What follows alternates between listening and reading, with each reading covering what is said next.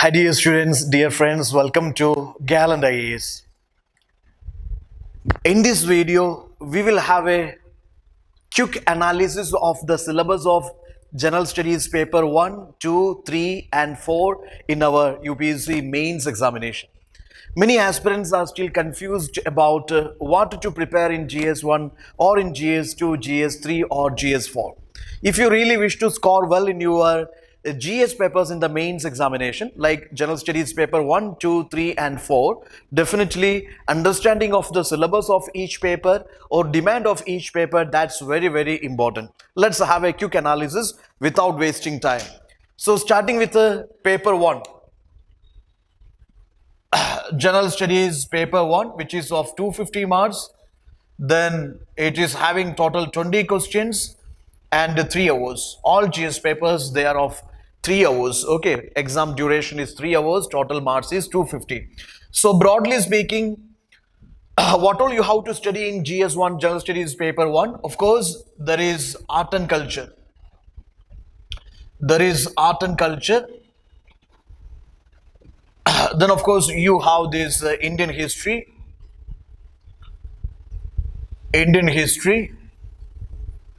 till 21st century. You have world history.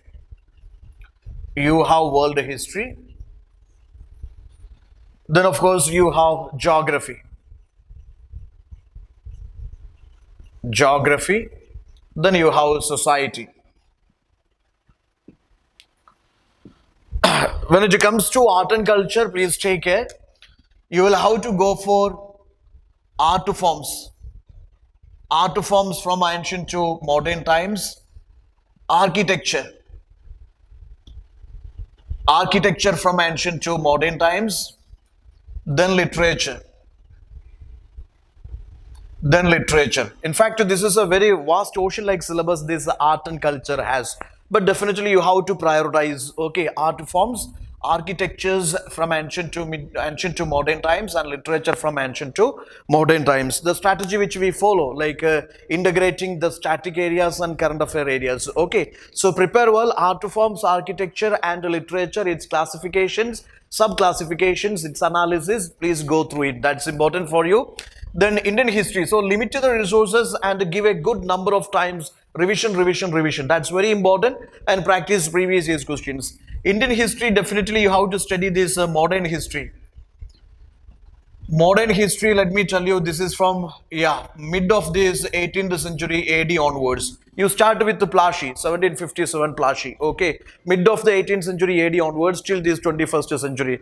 The major historical events or great personalities. Okay, all those things you have to cover here, modern history. Then of course it has freedom struggle. Freedom struggle means definitely there are different phases of freedom struggle. Moderate phase is there, extremist phase is there, revolutionary phase is there, Gandhian phase is there. Major different phases or stages of freedom struggle, major events and their analysis and critical analysis, and of course the major people, contributions and contributors of this freedom struggle. That things you have to cover well. And another important aspect of this history is definitely post-independence. Okay, post-independence means, let me tell you, it's all related to that linguistic reorganization, princely states, integration of princely states into Indian Union, linguistic reorganization of the state, and of course tribal consolidation, foreign policy of Nehru, then of course the official language issue, then economic crisis, Indo-Pak war, then this Indira Gandhi era, inflation, green revolution, emergency, then this Punjab crisis, Operation Blue Star. Okay, so all those things you have to cover well in this post-independence, and of course history means till this modern India, till this 21st century. Then world history, definitely you take care. World history, this you start with the Industrial Revolution. There is Industrial Revolution, there is American Revolution, there is French Revolution. Okay, then there are world wars, World War 1 and 2. Then of course formation of nation states. Okay, formation of nation states like unification of Germany, unification of Italy. Then of course you study about this what is called economic depression, world economic depression. You study about this World War 1 and 2, and of course you will study about this like disintegration of USSR. Disintegration of USSR, you will study about this rise of unipolar world. Okay, rise of unipolar world. Also, you will study about colonization and decolonization. Colonization and decolonization. Okay, so world history means you have to study this modern world history. You have to study from 18th century AD onwards. Okay, and this is what the syllabus of your world history. Now coming to geography. Geography, definitely you will have to study these salient features of this world physical geography. Okay, salient features of this world physical geography. Then of course distribution of natural resources. Distribution of natural resources. Distribution of these natural resources. Okay, then of course yeah, factors responsible for this location of primary, secondary, okay, primary, secondary and tertiary industries. Factors responsible for the location of primary, secondary, tertiary industries. Okay, and of course there's important geophysical phenomena. Okay, for example, earthquake, tsunami, volcanic activity, cyclone, etc. Okay, what are the geophysical or scientific reasons for the occurrence of such a geophysical phenomenon? Okay, that you have to cover here. Then geographical features and location, changes in the critical geographical features, water bodies, then flora, fauna and the effects of such changes. So take care, distribution of these key natural resources across the world, including South Asia and Indian subcontinent, factors responsible for the location of primary, secondary and tertiary sector industries in various parts of the world and India, then important geophysical phenomena and the reasons, earthquakes, tsunami, volcanic activity, cyclone, geographical features and the location changes in critical geographical features, then flora, fauna and the effects of such changes. So you see that this is a good analysis of these various geophysical phenomena and the scientific reasons, etc. You have to go well. Okay, that is geography. Then coming to society, of course you have to cover the salient features of Indian society. Diversity of Indian society, cultural diversities, linguistic diversities. Okay, so that diversities you have to go through. Then social issues are there. Social issues, different social issues, definitely population related issues, poverty issues, developmental issues, urbanization and their problems and their remedies. All this you have to go through. Of course, then this women, the status of women empowerment. Okay, then society and global issues. Okay, globalization and its impact on society. Okay, and of course issues like for example regionalism, secularism and communism. Okay, communalism. Okay, all these things connected with this society. Okay, all this analysis you have to do in this GS1. So let me tell you, art and culture, Indian history, world history, post-independence, geography and society. This constitute your paper 1 GS1. Have an idea what you have to study in GS2 or general studies paper 2. Yeah, in GS2, this is again of 250 marks. Yes, in GS2 you take care. Broadly speaking, the syllabus of GS2 is definitely that is governance. Okay, this is governance, constitution,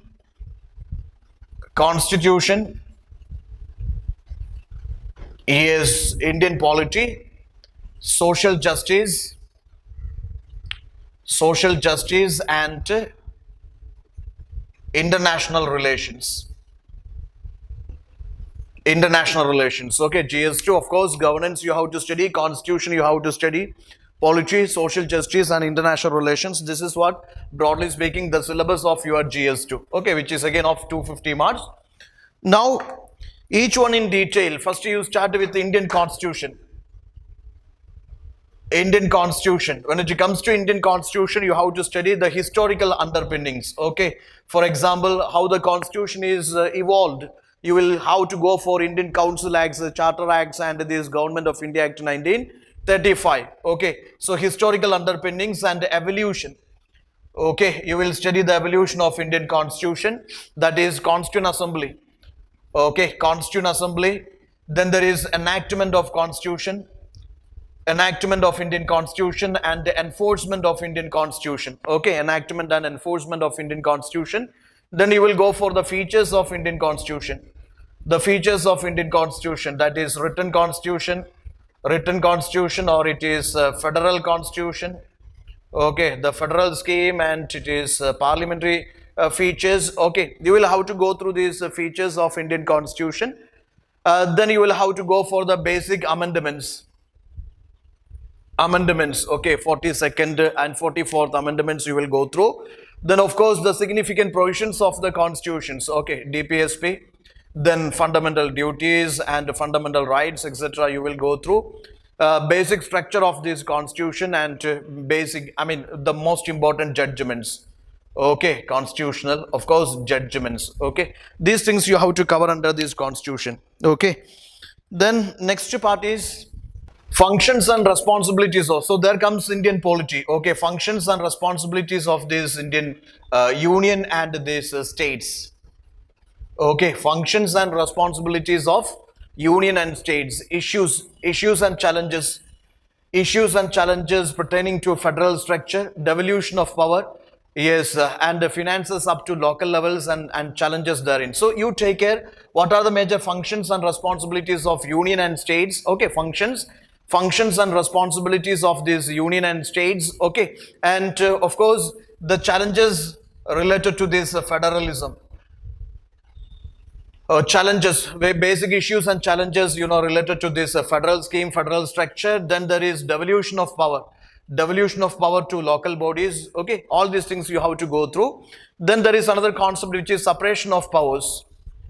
There is separation of powers. Here you will have to discuss separation of powers between various organs. That is, of course, that is legislature is there, executive is there, judiciary is there. Okay, separation of powers between various organs of government, legislature, executive, judiciary. Then of course dispute or redressal mechanism. Dispute or redressal mechanisms means we have RTI or we have tribunals, etc. Okay, RTI, tribunals, etc. Then dispute or redressal institutions are there, which is high courts and supreme courts and many more. Okay, high courts and supreme court. So this is separation of powers between various organs and dispute or redressal mechanisms and institutions you study here. Then comparison of Indian constitutional schemes. Comparison of Indian constitutional schemes, that is with the other countries. For example, Indian constitution with the USA. Indian constitution with the USA. USA, of course, we will say written constitution, written concept borrowed from there. Then UK, that is the parliamentary feature. Okay, parliamentary feature. Then of course USSR we take that fundamental duties. Then it is you can take Ireland we taken that DPSP. So Indian constitution, comparison of Indian constitutional schemes, of course these features you have to go through. And also constitutional schemes, comparison of constitutional schemes, we will be comparing those features like written and unwritten features. Then we will be going for that flexible rigid constitution.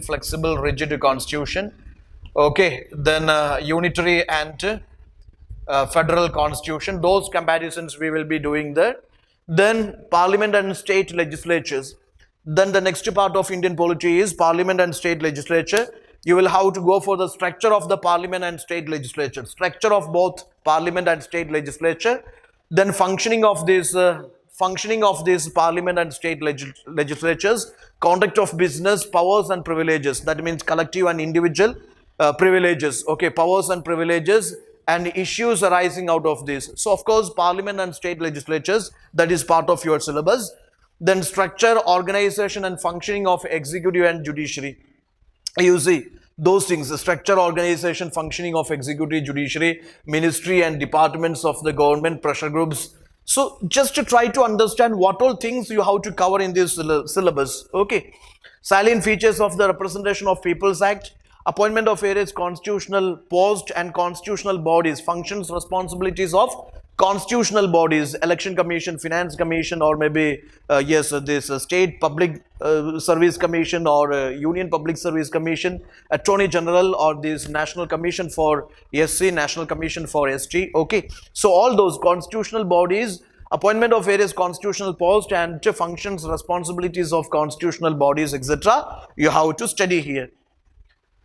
Then social justice and governance part. Another part of your GS2 is social justice and governance part. Government policies, intervention for development in various sectors, issues arising out of this design and implementations. Okay, various challenges, solutions to government initiatives, government interventions, okay, in various sectors.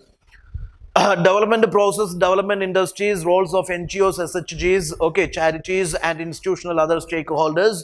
Welfare schemes for vulnerable sections. For example, Indira Gandhi Madrutva Sahayog Yojana. Okay, yes, major challenges, major objectives, challenges and way forward of such schemes could be asked. So welfare schemes for vulnerable sections by the center and state governments. Okay, welfare schemes for the vulnerable sections by center and state governments. Okay, performance analysis of such schemes, their limitations, their challenges, etc. Issues relating to development and management of social sector services, relating to health, education, human resources. Issues relating to development and management of social sector services, health sector, education sector, human resources. Major challenges, what all the challenges these sectors faces. Okay, so that is definitely development and management of such sectors, challenges it faces. Issues relating to poverty and hunger, types of poverty, measurement of poverty, poverty line, trends of poverty, or maybe causes of poverty, then this urban poverty, all these things you will study here. Okay, so the next part is, of course, governance part is there. Yeah, this governance is important from your mains point of view.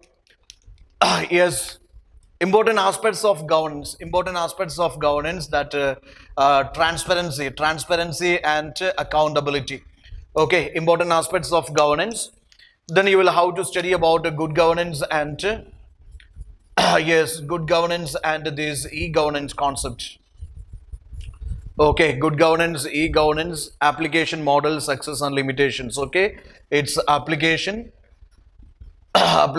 models, success, limitations. Okay, all those things you have to go through. Then of course there is a portion which is role of civil services. Role of civil services in democracy. Role of civil services in democracy. And next important part is it is international relations. International relations, this is again another important part in your GS2. You have to take care. International relations, India and its neighborhood relations. Okay, India and its neighborhood relations. India and its neighborhood relations. You have to go for its bilateral relations and regional global groupings, and agreements involved in India and its neighborhood. Effect of the policies and politics of developed and developing countries on India's interest. Okay, then important international institutions, agencies, etc. you have to go through. Okay, this is international relations, India and its neighborhood. That part is very important for you. Yes, when you study India and its neighborhood, of course you have to go for, yes, India, its relations with Pakistan. Okay, India, its relations with yes, China, then Afghanistan, then of course Nepal, then it is Bhutan, then it is Myanmar, then it is Sri Lanka. You have to see what was the historical relations, what was the diplomatic and strategic ties, with them, trade relations or economic relations with these nations, and of course what all these current scenario or current issues, trade disputes, or maybe water disputes, or border disputes, or maybe illegal migration, or maybe what is called a drug trafficking, lots of issues. So what all these current issues related to India and its neighborhood, okay? Historical relations, diplomatic, strategic, trade, economic relations you have to go through, and the current contemporary issues between India and its neighborhood nations that you have to analyze very well. Then of course India's relations, like bilateral groupings, regional groupings, global groupings, bilateral groupings, regional, I mean bilateral relations, regional groupings, global groupings, etc. You have to go through. That is again very important. Of course, India's relations, Indo-China, Indo-Japan, or Indo-Russia, India-US relations, then India-Sri Lanka, all those bilateral relations, bilateral groupings you have to go through.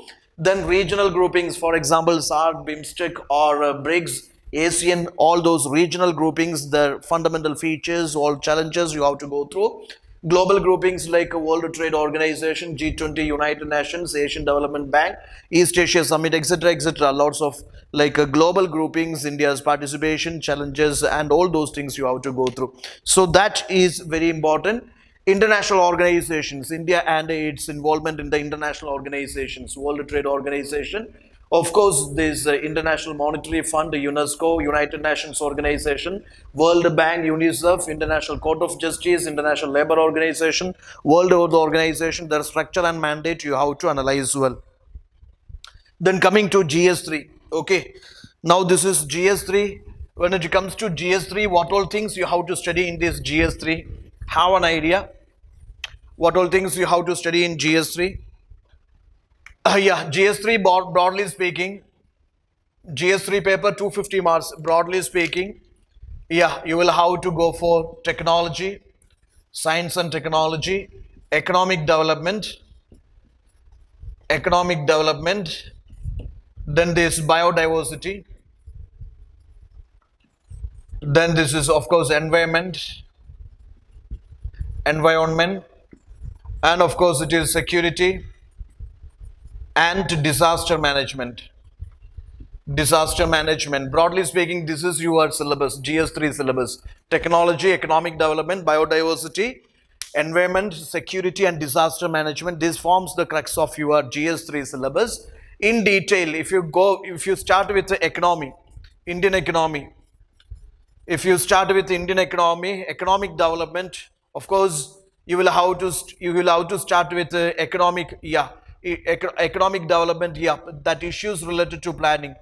It's a historical background and evolution of this economic planning, okay, various 5-year plans, 11th, 12th 5-year plans. So economic planning you have to, issues related to planning, mobilization of Indian resources, mobilization of Indian resources.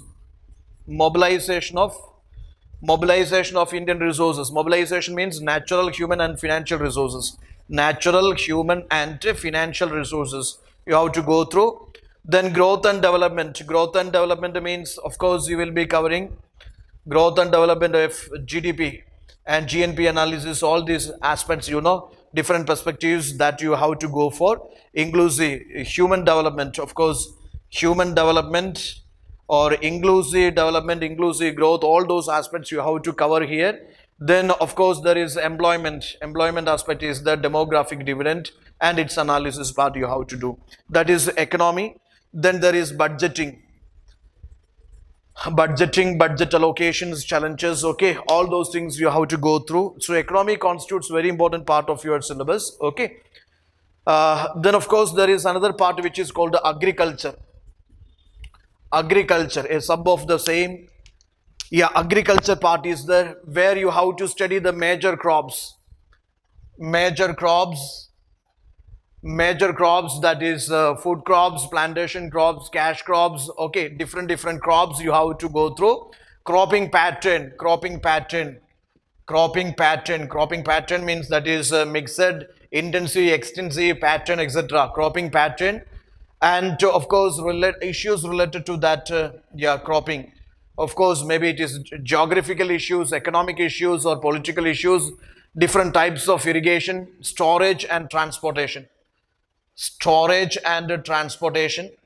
issues related to that, marketing of agricultural produce, issues and constraints related to that, okay. So agriculture, you see, major crops or major cropping patterns, and of course issues related to that, different types of irrigations, then the storage and transport of these crops, and of course issues related to that, then of course marketing of agricultural produce and issues and constraints related to that.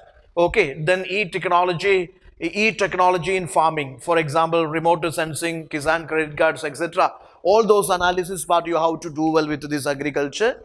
Then of course there is a food processing and related industries in India. That means food processing industries and issues related to, challenges related to that. Okay, primary, secondary and tertiary industries that you have to analyze well.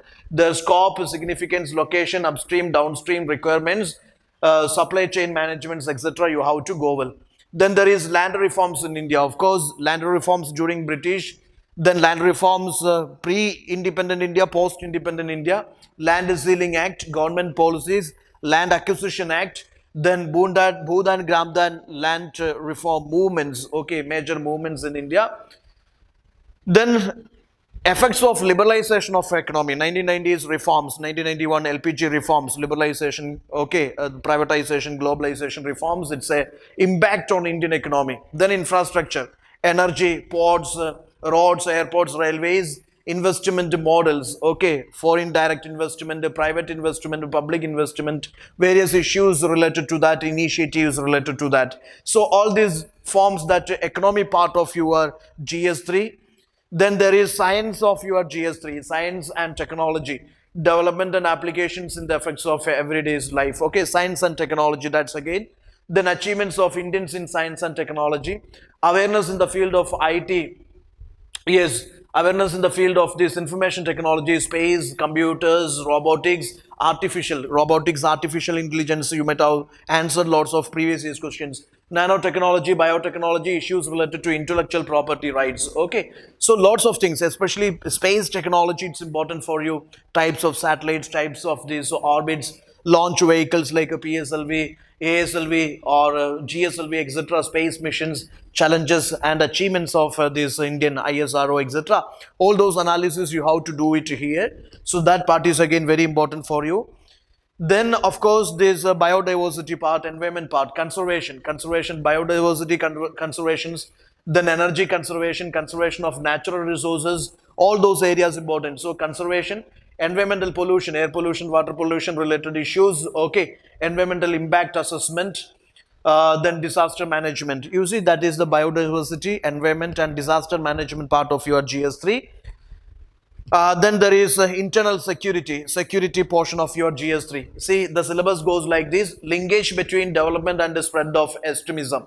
Okay, there are linkage between development and this spread of extremism. For example, left-wing extremism in India, due to these developmental issues, unemployment, lack of governance, lack of good governance, then the negligence to tribal issues, or maybe lack of social security and the lack of proper land reforms, due to which how this left-wing extremism, Maoism or this Naxalbari, etc., how it rises and how it threats this internal security of the nation. Okay, so that concept is important. Role of external state, for example, China, Pak, Nepal, Bangladesh. Okay, the role of external state and non-state actors, that is non-state means religious organizations or MNCs or armed groups like Al-Qaeda, etc. So their role in creating challenges to internal security. Challenges to internal security through communication networks, role of media, social networking sites, then basics of cyber security, money laundering, its prevention. All these things you have to go through. Security challenges and their management in border areas. Okay, then various security forces, agencies and their mandate. So this is what your security syllabus of GS3. Then finally there is a paper which is General Studies paper 4. Okay, see, in the paper itself, UPSC says paper will include questions to test the candidate's attitude and approach to issues relating to integrity, probity in public life, and a problem-solving approach to various issues, conflicts faced by him dealing with the society. Okay, so when it comes to General Studies paper, a general understanding and your presence of mind, or maybe yes, the way you apply to different situations, apply your mind to different situations, that concept is very important. Okay, general understanding of the various issues or various topics, the society, security, social justice or international relations. Okay, general understanding of these things, issues, challenges, etc., that's very important. Yeah, here the syllabus, GS4 syllabus goes like this: ethics and human interface, ethics and human interface, attitude, aptitude and foundational values for civil service, emotional intelligence, contributions of moral thinkers, philosophers, public service values, ethics, yes, public civil service values, ethics, probity in governance, all those things, and case studies are there. In case studies, you will have to come across various, I mean, facing or maybe yeah, that is encountering with various ethical dilemmas. For example, honesty versus career, or integrity versus personal gains, justice versus loyalty, or public interest versus personal interest. So you have to how to handle these different situations. Okay, being a civil service like a civil servant, how to face these different situations. Okay, such ethical dilemmas or many other issues would be discussed or dealt in these case studies. Anyway, here what I mean is like, you just understand the syllabus of GS 1, 2, 3, 4, have a proper understanding of the syllabus, and you prepare accordingly. And rather than maximizing your sources and resources, minimize it and be strong in each areas. Give a good number of revisions, and of course get the support of your subjective faculties, mentors, and be strong in GS 1, 2, 3, 4. That plays crucial role in deciding your final results. I mean, the score in these papers, that decides that plays a crucial role in deciding your final results. So just understand the syllabus of each, go through it. Okay, that's it. Thank you.